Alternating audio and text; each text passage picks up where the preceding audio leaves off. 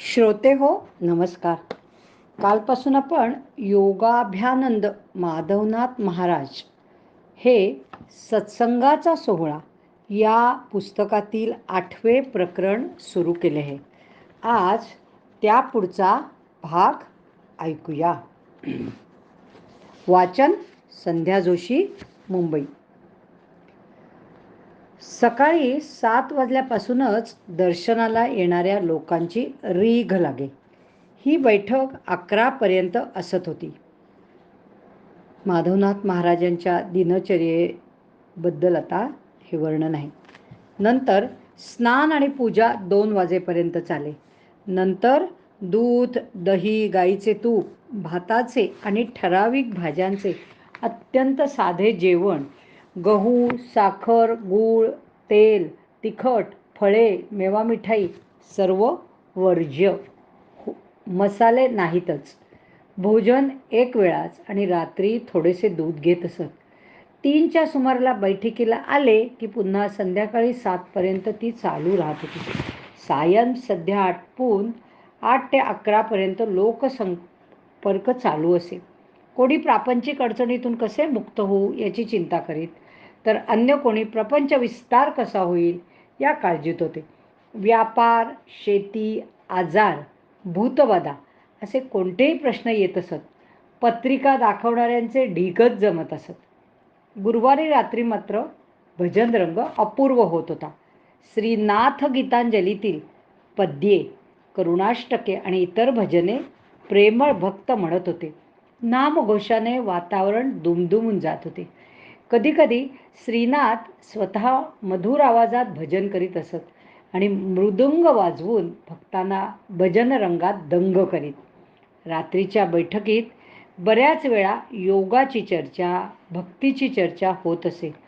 कोणी आसनांविषयी, तो कोणी ध्यानधारणेविषयी प्रश्न विचारीत, कोणी आपले योगिक अनुभव सांगत, तर कोणी आपल्यालाही अनुभव देण्यासाठी बालहट्ट करीत. प्रेममय अंतःकरणाने श्री महाराज सर्वांचे समाधान होईल असेच बोलत. आई आपल्या मुलाला काय पाहिजे हे न बोलता जाणून ते कोड पुरवीत नाही का? या सर्व गुरुशिष्य संवादात किती काळ लोटला याचे भान कुणाला असणार? अशा या अद्वितीय साक्षात्कारी नाथ संप्रदायी संतांकडून अक्षरशः हजारो चमत्कार घडले आहेत. त्यातील काही ठळक उदाहरणे आपण पाहणार आहोतच. जो आपणासी जाणे तोच दुसऱ्यास जाणे या न्यायाने तयारीचा माणूस प्रवृत्ती आणि निवृत्तीची दोन्ही कार्ये सहज करू शकतो, कारण धारणाशक्तीची तयारी मजबूत असते. काही मंडळी ज्ञानी पुरुषांची, संतांची कृपा व्हावी म्हणून त्यांच्याजवळ धरणे धरून बसत असत. त्यांना ते सांगायचे, ज्या ठिकाणी सत्वाचे तेज उत्पन्न होईल त्या ठिकाणी दानगी आकर्षण शक्ती उत्पन्न होईल आणि त्या योगे त्या भूमीवर कृपेचा वर्षाव होईल. त्यामुळे भूमिकेची मजबूत तयारी झाली की कृपेचाही वास आपोआप होऊ लागतो. कृपा ही काय बाजारातली वस्तू आहे काय? का ती उचलून देता येते? हा प्रयत्न ज्याचा त्याने मनपूर्वक करायचा असतो. अचूक प्रयत्नांची आवश्यकता असते. आचार, विचार, राहणी सर्वच बाबतीत सत्वोपादक कृती माणसाच्या हातून घडायला हव्यात. सत्याकरिता सत्वस्थ झाले पाहिजे. कृपा ही आपल्याजवळच अंगभूत आहे. सर्वत्र, सर्वकाल, सर्वांठायी ती निराळी मिळवावी लागत नाही. पाऊस पडण्याअगोदर विशिष्ट उष्णतेची जशी जरुरी आहे, तद्वत कृपा होण्यास विवक्षित सत्वाची जरुरी असते. या दृष्टीने त्यांची शिकवण स्वावलंबन आणि प्रयत्न या मार्गाची होती.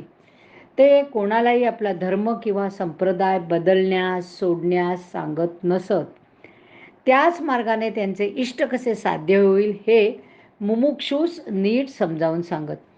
गुरुच्या अपात्रतेबद्दल कोणी बोलू लागला तर ते असे सांगत की ज्याला पूज्य मानिला त्याला सोडू नये, इष्टदैवतही सोडू नये. दाखवलेला मार्ग आपल्या शक्तीनुसार आक्रमावा. प्रगती खुंटली असेल तर पुढील मार्ग खुला करून देत. मात्र निष्कारण वादविवाद कटाक्षाने टाळत असत.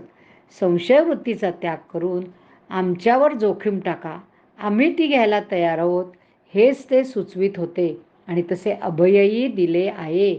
मी अदृश्य शक्ती खेळवून तुमचे करीन पालन, हे माझे सत्य वचन विसरू नये कदापि. या वचनावर विश्वास ठेवून निर्भयपणे जीवन जगण्याची त्यांनी प्रेरणाच दिली आहे. माधवनाथांच्या शेवटच्या काळात अत्यंत अंतरंगातील असणाऱ्या कोणालाही आपल्या जाण्याविषयी थांग पत्ता त्यांनी लागू दिला नाही. श्रीनाथांनी पूर्वीच इंदूरला एक गुफा बांधवून त्यात एक कुंड तयार करवले होते आणि सदर कुंडात स्वहस्ते नारळ ठेवून शेवटची विभूती येथे राहणार असे श्रीनाथ मंदिराची व्यवस्था बघणाऱ्या श्री भाई काका निवसरकर यांना अगोदरच सांगून ठेवले होते. त्यामुळे सर्वांचा समज असा झाला की श्रीनाथ इंदूरला मुक्कामाला असल्याशिवाय देह सोडणार नाहीत. मार्च 1936 मध्ये श्रीनाथांचा मुक्काम जो नागपूरला होता तो हल्ला. नागपूरपासून अंगात 103-104 ताप होता. सर्व प्रकारचे औषधोपचार चालू होते. नागपूर मुक्कामी एक पेन्शनर सब रजिस्ट्रार आले असता श्रीनाथ अवस्थेत होते. ते म्हणाले, हुकुम आया साहेब का, मैं चौबदार है उनका. यातच सूचक गर्भितार्थ होताच हे कोणाच्या लक्षात आले नाही. नागपूरहून वर्धा आणि वर्ध्यातून हिंगणघाटला स्वारी आली. 12 तारखेला श्रीनाथ एकदम म्हणाले, आधारचक्र हल्ले, आता सर्व हल्ले. इंदूरहून रामला बोलावून घेण्याविषयी परवानगी दिली. त्यानंतर उपचार चालू असतानाच श्रीनाथप्रेमी बालाजीपंत खटी यांच्या मांडीवर मस्तक ठेवून आपला देहत्याग केला. अशा प्रकारे अचानक त्यांनी श्री नाथषष्ठीला आपला देह ठेवला आणि 11व्याच दिवशी त्यांच्या जन्मतिथीचा म्हणजे चैत्र शुद्ध प्रतिपदेचा दिवस होता.